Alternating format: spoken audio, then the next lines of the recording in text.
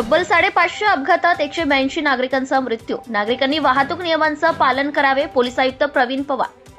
छत्रपती संभाजीनगर जिल्ह्यात दिवसेंदिवस वाहनांच्या संख्या वाढत आहे। जनजागृती करून देखील अनेक नागरिक नियमांचे पालन करीत नाही। गेल्या काही दिवसांमध्ये 550 अपघातात 182 नागरिकांचा मृत्यू झालाय।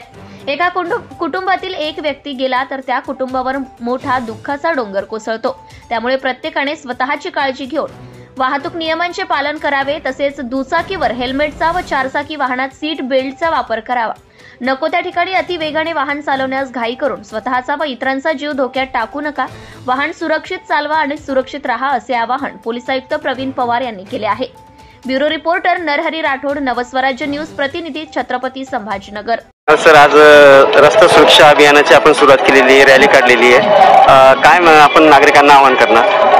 आपला जवळपास महिनाभर रस्ता सुरक्षा अभियान हे आपल्या शहरामध्ये ट्रॅफिक पोलिसांकडून राबवलं जात आहे।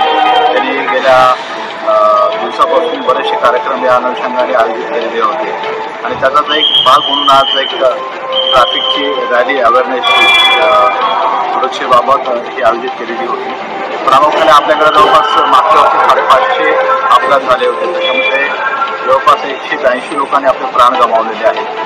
तर रस्त्यावरती आपण वाहन चालवत असताना टू व्हीलर किंवा फोर व्हीलर जर सर्व ट्रॅफिकच्या रहदारीच्या नियमांचे पालन केले सर्व नागरिकांनी, निश्चितच आपला जो जीव आहे तो वाचू शकतो।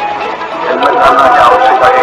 हेल्मेटमुळे कुठलाही अपघात झाला तर आपल्याला गंभीर